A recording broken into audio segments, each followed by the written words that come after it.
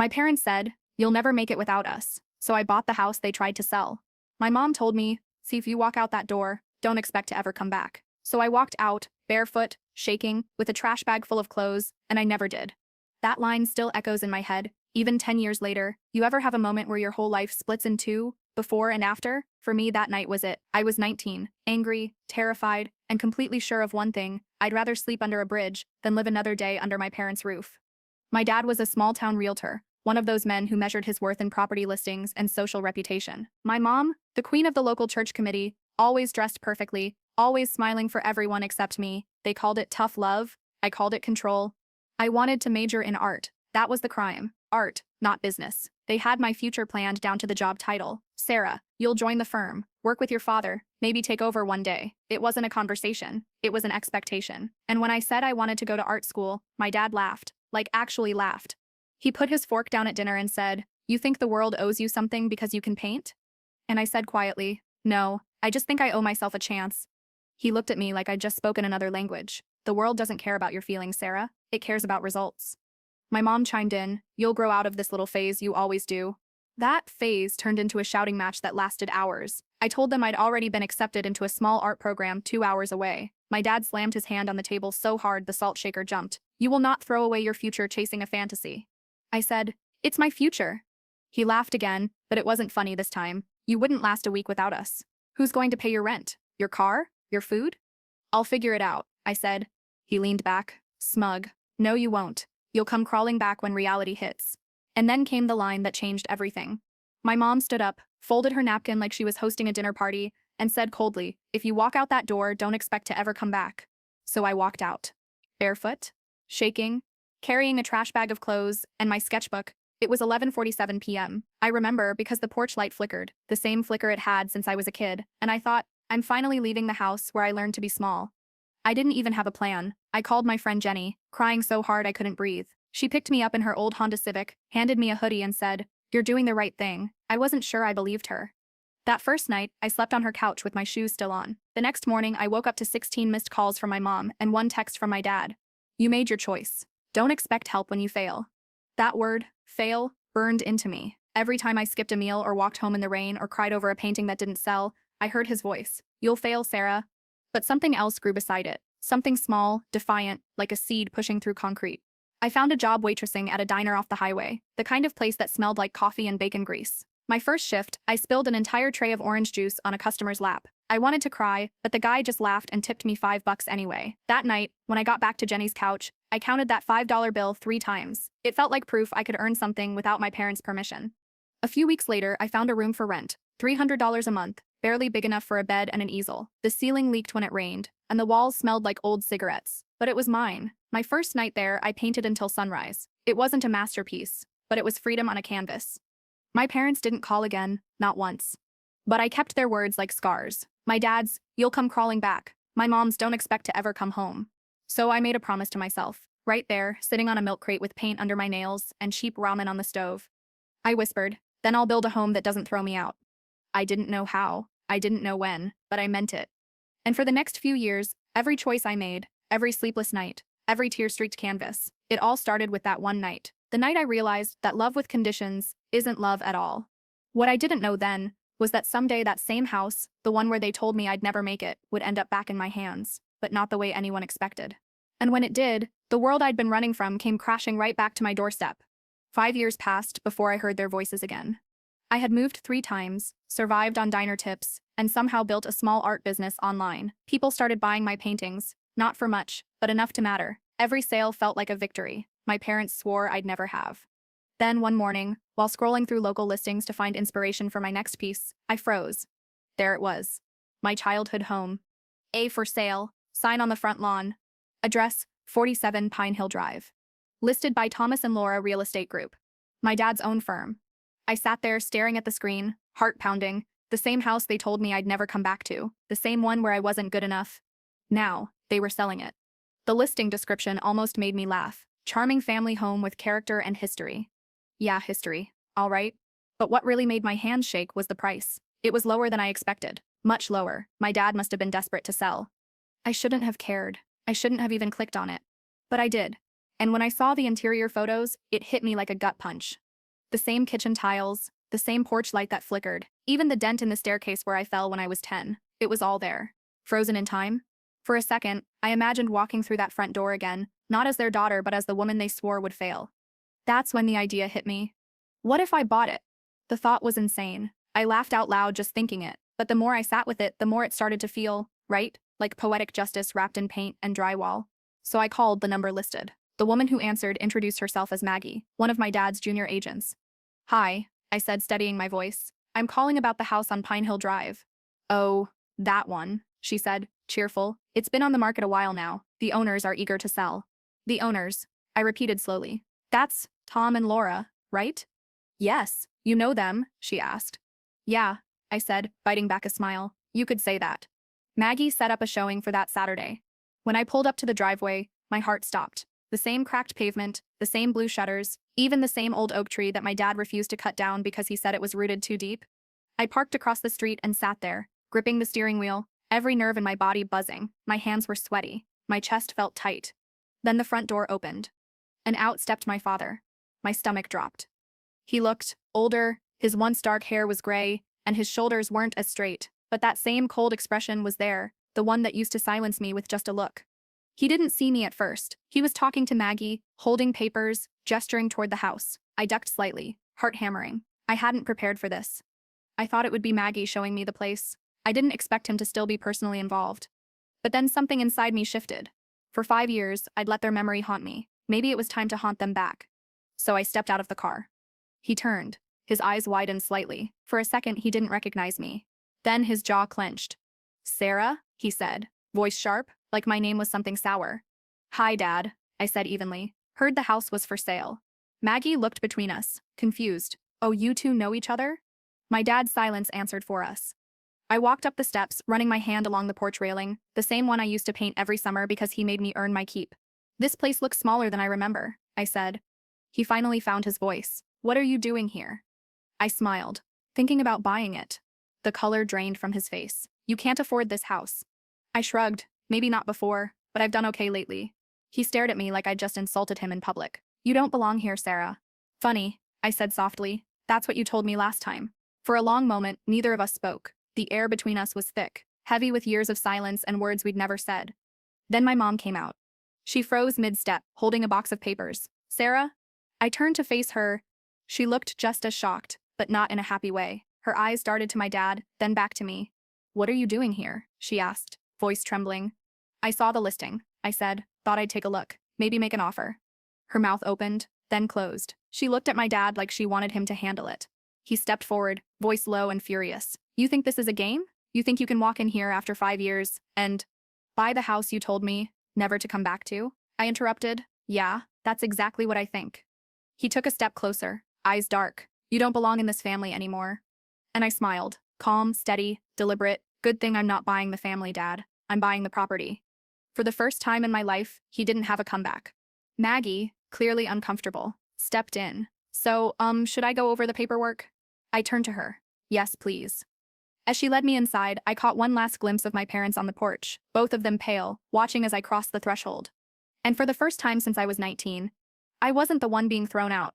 The air inside that house was thicker than I remembered, heavy with ghosts and paint fumes. Maggie's voice echoed faintly as she led me through the hall, describing square footage, plumbing updates, roof repairs, but I wasn't listening. My eyes were everywhere, tracing each dent, each faded corner where my memories still lived like dust. There was the living room where I painted my first mural on the wall, before my mom made my dad paint over it. The kitchen where they'd once celebrated my brother's promotion, like it was a national holiday. And the staircase where I'd run up crying, after my dad told me I'd never be good enough for the real world. Now I was walking through it with a pre-approval letter from my own LLC sitting in my bag.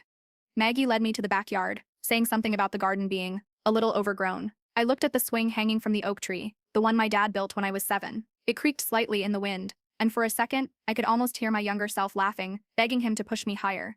Then his voice cut through the memory like a knife. You really think you can pull this off? I turned. He was standing in the doorway, arms crossed, glaring at me. I tilted my head. Why not? You're the one selling, right? His jaw tightened. You're doing this to humiliate us. I laughed softly. No, Dad, you did that all by yourself. He stepped closer, lowering his voice. You think because you sell a few paintings online, you can buy a house? This house? Don't kid yourself, Sarah. You were always the dreamer, never the doer. I met his eyes. Funny, I dreamed of a life without you telling me who I am, and somehow, I did it. Before he could answer, my mom appeared behind him, holding her phone. Please, Sarah, let's not make a scene. We've had a hard year, your father's business. Failed? I finished for her. Yeah, I figured that out from the price. She froze, color draining from her face. It's temporary, she said quickly. The market turned. The market didn't make you cruel, I said quietly. You did that all on your own. My mom's lips trembled, but she stayed silent. Maggie looked like she wanted to sink into the floor. I'll just step outside for a moment. The door clicked shut behind her. Now it was just us. My dad's voice dropped to a growl. You're not buying this house, Sarah. I won't allow it. I took a slow breath, letting the silence build before I answered. That's the thing, Dad. You don't get to allow things anymore. You're not my gatekeeper. You're just a seller, and I'm just a buyer. He looked like he wanted to hit something, or someone. You've always been vindictive. I should have known you'd do something like this. I stared at him, trying to decide whether to laugh or cry. Vindictive? You kicked your own daughter out with a trash bag. You told me I'd come crawling back. I didn't crawl, Dad. I climbed, and you hate that I did it without you. The silence that followed was brutal, the kind that makes your heart thud in your ears. Finally, my mom whispered, Sarah, you don't understand how hard it was for us. We did what we thought was best. Best for who? I snapped. For me, or for your image? She looked away, eyes glassy. We thought if we were hard on you, you'd learn responsibility. I laughed, a hollow sound. You didn't teach me responsibility. You taught me fear. You taught me how to survive without love. Congratulations, lesson learned. Then I turned to Maggie, who had stepped back in nervously. I'll make a full cash offer, I said, pulling the pre-approval letter from my bag, under my business name, Hearth Studios. Maggie blinked. Oh wow, that's, okay, I'll get the paperwork started. My dad's face went red. You can't be serious. But I didn't even look at him. I was too busy signing the papers. For once, the power was mine. As I handed Maggie the last page, my dad's voice dropped to a hiss. You're making a mistake. I looked him dead in the eye. I made that mistake 10 years ago when I let you make me feel small. Then I walked out the door. My hands were shaking when I got into my car. I watched them through the windshield, my parents standing in the doorway of their own fading kingdom, speechless. For the first time, I didn't feel like the runaway kid. I felt like the storm they tried to outrun. That night, I got a call from Maggie. Hey, Sarah, she said nervously. They accepted your offer. My chest tightened. They did. Yeah. And, just between us, she lowered her voice. Your dad looked like he was going to explode. I smiled, staring at the ceiling. Yeah, he probably did. When I hung up, I realized my hands were still trembling, not from fear this time, but adrenaline. I had just bought the house that once broke me. But something told me this wasn't the end of the story. Because if I knew my parents at all, they wouldn't go down quietly. 3 days after the offer was accepted, my phone buzzed, nonstop, unknown numbers, voicemails, then finally, a text from my brother Ethan. Mom's freaking out. Dad says you're doing this out of spite. What the hell, Sarah? I stared at it for a long moment, my stomach tightening. Ethan, the golden child, the one who always got the benefit of their affection, had no idea what it took for me to survive outside their bubble. I replied, tell Dad I bought a house, not his forgiveness. 10 minutes later, my mom called. I let it go to voicemail. Then she called again. Finally, I picked up, not because I wanted to talk, but because I wanted to end it. Sarah, her voice trembled between fake calm and real fury. Why would you do this? Why would you humiliate us like this? I took a deep breath. Mom, it's a real estate transaction, not an act of war. You could have bought any house, she snapped. Why this one? Because you told me I'd never make it without you. I wanted to show you that I did. There was a pause. Then her voice cracked. You've always had to prove something, haven't you? You never just loved us. My throat went dry. Love isn't obedience, Mom. Click. She hung up. I thought that was the end, but the real storm hadn't even started yet. That night, I got an email from my realtor. Your parents have requested to delay the closing date. They're claiming there was a thick clerical misunderstanding. I laughed out loud. They were trying to stall. But the truth was, I was ready for this. I'd paid in full. Legally, the house was mine. Still, my heart raced as I realized how far they might go to keep me from taking it. 2 days later, I drove down for the final inspection, the last walkthrough before closing. The front door was unlocked. When I stepped inside, the house felt violated, furniture half gone, walls scuffed, a lamp knocked over. My gut clenched. Then I heard voices in the kitchen. She's not getting this house. I'll burn it before she moves in, my dad's voice hissed. I froze. My mom whispered, stop talking like that, you'll make things worse. I made her. She was nothing before us, he growled. She thinks she can walk in here and take my house? It hit me then. He didn't even see it as their house. It was his. Always had been. Ownership. Control. That's what this was about. I stepped into the doorway. Funny, you sound a lot like the man who told me I'd never make it. They both spun around, My mom's face went white. My dad's turned red. You have no right to be here, he snapped. I raised the folder in my hand. Legally, I do. As of tomorrow, this place belongs to me. He took a step toward me, voice rising. Over my dead body. I didn't flinch. If that's the price of peace, I'll take it. He stopped, just long enough for the weight of that to settle. My mom tried to soften things. Sarah, please, you don't know what we've been through. Your father lost everything. We're just trying to survive. Survive? I echoed. You kicked me out with a trash bag because I wouldn't be who you wanted. You thought I'd crumble without you. Now you're the ones drowning, and you want me to feel bad about swimming. Her eyes filled with tears. You've become so cold. I shook my head. No, Mom. I've become free. Then I noticed something, a faint smoky smell in the air. I looked toward the stove. The burner was still on, a towel draped too close to the flame. I moved fast, turning it off. You trying to prove your point literally, Dad? He said nothing, just glared at me, breathing hard. That's when I realized how dangerous this moment was. This wasn't just about pride anymore. He was unraveling. I set the towel down, forcing my voice steady. You can keep hating me if it helps you sleep, but tomorrow, when those keys change hands, this house and everything it stood for stops being yours. He didn't answer. My mom covered her face, sobbing quietly. I walked toward the front door, heart pounding. Just before I stepped out, I turned back. Dad, I said softly, I hope one day you realize I didn't take your house. You gave it away, the day you chose your ego over your daughter. I walked out into the cold night air, shaking. When I got into my car, my hands trembled on the steering wheel. A part of me wanted to scream. Another part wanted to cry, but mostly I felt a calm, strange kind of power. The same girl who left barefoot and broke was now walking away from the ruins they built. And for the first time, I didn't feel scared of them anymore. The next morning, I woke up before dawn. My stomach churned with nerves, not fear exactly, but the heavy, dizzying energy that comes when something ends. The house closing was at 9 a.m. I drove to the title office in silence. My hands gripped the steering wheel, my heart pounding like I was about to walk into battle. When I got there, the realtor smiled, slid the papers across the table and said, "Congratulations, Miss Parker, it's officially yours." My throat tightened. 2 signatures, a few initials, and just like that, the home my parents built their entire identity around belonged to the daughter they said would never make it. When I walked out into the parking lot, the sunlight hit me full on. I should have felt victorious, but instead I just felt hollow, like I'd won something that came with a cost. I sat in my car for a long time staring at the keys. They didn't just unlock a house. They unlocked every scar, every argument, every night I cried myself to sleep in that place. Still, I drove there. The sold sign swayed in the breeze, and when I stepped onto the porch, I noticed the grooves in the railing where my dad's wedding ring had chipped the paint over the years. The wind carried faint echoes, my mom's laughter, my dad's stern voice, my teenage self slamming doors and dreaming of escape. Inside, the house smelled faintly of lemon cleaner and loss. The walls were bare now, but in the silence I could still feel the ghosts of everything we never said to each other. And yet, something shifted. For the first time, I didn't feel small walking through those rooms. I didn't feel like a scared kid waiting for permission to breathe. I walked through that house like I owned it, because I did. Over the next few months, I worked on renovations. Not to erase the past, but to reclaim it. The faded beige walls, I painted them sunlight yellow. The dark, heavy curtains my mom loved, gone, replaced by open windows and light. I even turned my old bedroom into a studio. My canvases lined the walls, colors splashed everywhere. It smelled like turpentine and new beginnings. Then, one morning, I got a letter. The handwriting stopped me, cold. It was my mom's. It started with, "I heard you turned the house into an art space. Your father wouldn't understand, but I do." She didn't apologize. She didn't ask for forgiveness. She asked if she could stay for a while, said she couldn't afford rent anywhere else since Dad had left. I sat there, rereading it until my vision blurred. I wanted to be angry. I wanted to laugh at the irony, but mostly, I felt sad, because even in her plea, she still couldn't say, "I'm sorry." I wrote back carefully, every word measured. "The house isn't for rent, Mom, but I hope you find peace and a place that finally feels like home." I mailed it the same day. 6 months later, the hearth opened, the art collective and mentorship space I built in that house. The grand opening was packed with women, college students, single moms, young artists who'd all been told their dreams were silly. We painted, shared stories, laughed until midnight.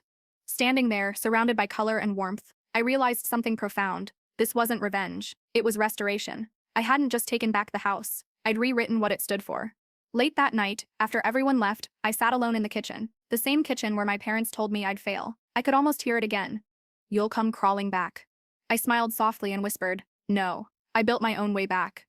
Then I lit a single candle and placed it on the old dining table. It flickered against the walls, casting shadows and light, like the past and present finally finding balance.